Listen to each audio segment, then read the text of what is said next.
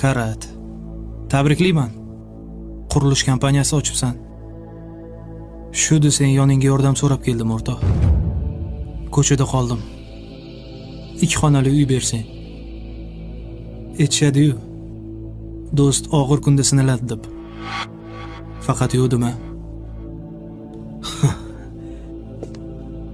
Uy kerak degan.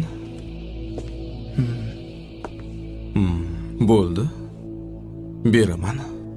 Faqat 300 ga. Esladingmi?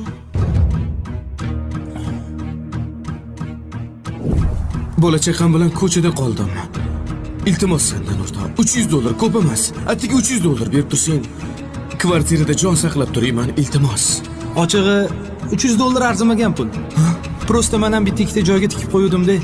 O'rtoq, seni kulli xarajating-ku $300. Ha, hozir oldimda ham bor. Xo'p, Lekin beradigan joyim bor-da. To'g'ri tushunasan, o'rtoq? Hozir Lekin- to'xtab tur. Yaqinlarim. Alo. Sava. Menga qarasam, 1-2 kundan keyin xabar olgan bo'lib qolsa o'zim aytaman, xo'pmi? Ha. bolalarim bilan ko'chada. Bo'ldi, o'rtoq, aytdim-u. $300 o'rtoq. Dachami? Ha, minligidan gaplash. Men beraman pulini, bo'ldi. Ha, puldan xavotir olma. Bor. O'shanda gapiradigan tomonda sen eding. Yerni dumaloligini qara. Endi men gapiradigan tomondaman.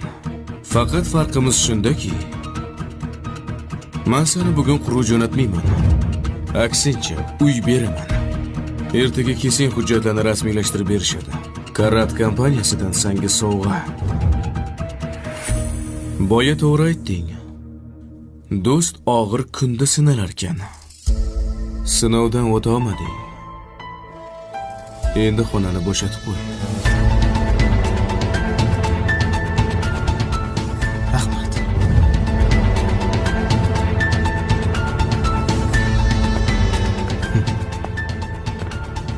Boylik hammaga berilishi mumkin. Lekin saxiylik har kimga ham berilmas ekan.